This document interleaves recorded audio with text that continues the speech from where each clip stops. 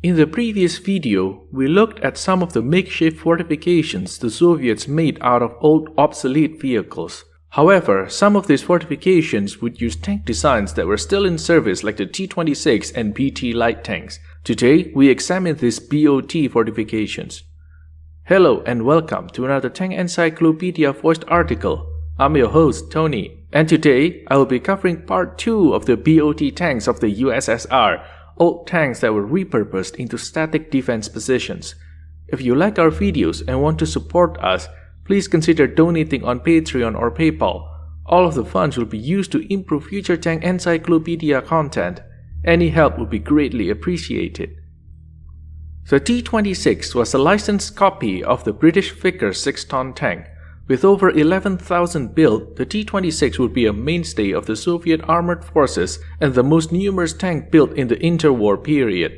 Although originally a twin-turret design mounting a single machine gun per turret, in 1933 the design became single-turreted, with a 45mm gun as the main armament. Many further incremental changes were applied to the design, even after 1937 when the tank was declared obsolete. The exact specifics of the T-26 conversion into BOT tanks is unknown, but it is known that both single and double turret tank models were converted. This included some of the relatively newer models such as the T-26 model 1938, which featured a new conical turret. It is assumed that the process was similar to that the old tanks underwent, with tracks and engines removed but road wheels kept intact. Several of these BOTs saw action during the early days of Operation Barbarossa, with some in the Minsk area delaying German forces at a river crossing.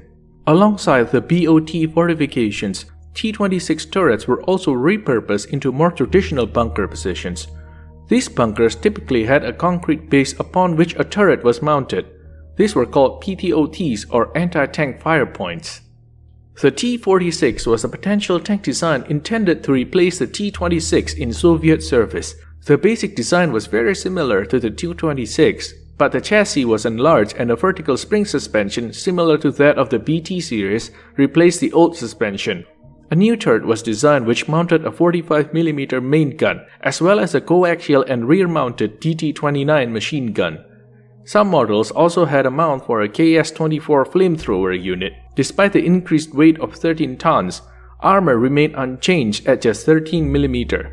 Production of the tank began in Leningrad and concluded after just 4 examples had been completed. Alongside the unsatisfactory protection, the cost of production was much greater than that of the T-26. The Red Army could procure a T-28 medium tank at the same cost as the T-46. It was not much time later that the T-26 returned to the production line.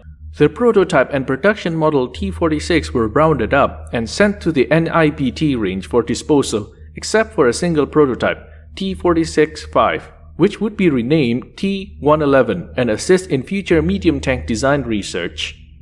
By the outbreak of war, some T-46 were still awaiting disposal at the range, and the survivors were quickly packed up and repurposed as bunkers. The method of conversion was similar to most other BOTs. The suspension, running gear, gearbox, and engine were all removed to make room for more ammunition. The original armament was restored with the exception of the flamethrower, which appears to have been left out. The 2 T-46 have been recovered from their BOT status and restored to museums. One sits at the Patriot Park Tank Museum, another at Poklanaya Museum. The BT series of tanks were the first cavalry tanks of the Red Army.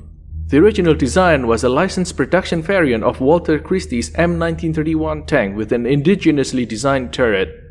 The first production model was the BT-2, which mounted either a 37mm gun or 2 TT-29 machine guns, the latter owing to production issues with the former.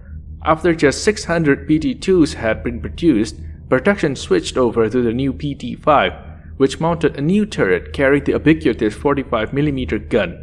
Another 2,000 BT-5s were made before the introduction of the BT-7, which featured a total redesign of the Christie hull and a new turret. Of the 3 designs, the BT-2 had been retired from service in 1940. It seems possible that some of these tanks were repurposed into BOTs, although there are no photographs of these fortifications. Several BT-2 turrets were taken from their hulls and emplaced on the Stallion line as traditional BOT emplacements as well as anti-tank firing points. Several BT-5s were used as BOT fortifications, which included the removal of the engine for more internal space. Several of these BT-5s appear to have the cylindrical turret, which was fitted to the first 250 tanks before the introduction of a newer elliptical turret on later models. At least one BT-7 was converted into a BOT emplacement, dug in around Kiev in a quarry. The tank had an additional plate of armor over the gun mantlet. It is unknown if this was standard for BT-7 BOT or an ad hoc modification by the crew. The T-28 was the first Soviet medium tank that saw mass production. When it was introduced in 1933, it was arguably the most powerful tank in the world. A total of 503 T-28s were produced between 1933 and 1940. However, unlike the various light tanks in the Red Army, T-28s were regularly returned to the Kirov factory in Leningrad for upgrades and maintenance, including the installation of new exhausts, toolkits, and road wheels.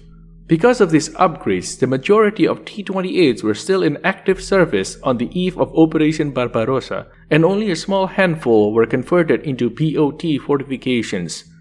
Photographs suggest that at least two were repurposed in this fashion. One appears to have been emplaced before war broke out. Interestingly, the tank appears to have been placed in the Russian SSR of the Soviet Union rather than some of the Western military district, and had been up-armored.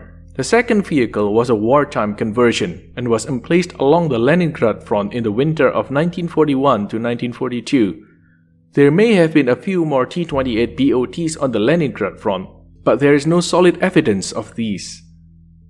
In theory, the BOT programs were a rather inventive way to repurpose old tanks that would otherwise have been disposed of, and indeed these fortifications proved worthwhile in delaying some German advances in the early days of Barbarossa. In practice, the program fell somewhat short of expectations due to lackluster progress in the pre-war years, and many viable BOT conversions fell into enemy hands during the early months of the war. With the BOT concept, several examples of rear tanks like the T-18 and T-46 survived the war and have since been restored. The concept of repurposing old tanks as fortifications survived into the post-war period, and examples of them can be found in many conflict zones in the Third World. And that's it for this video. If you liked it, please leave a like and subscription. You can find more information relating to the BOTs in the full article, which is linked in the description. If you like what we are doing and want to let us continue working on these videos, please consider donating on Patreon or PayPal. All of the funds will be allocated to improving our articles and videos for you. Until next time, keep us in your sights.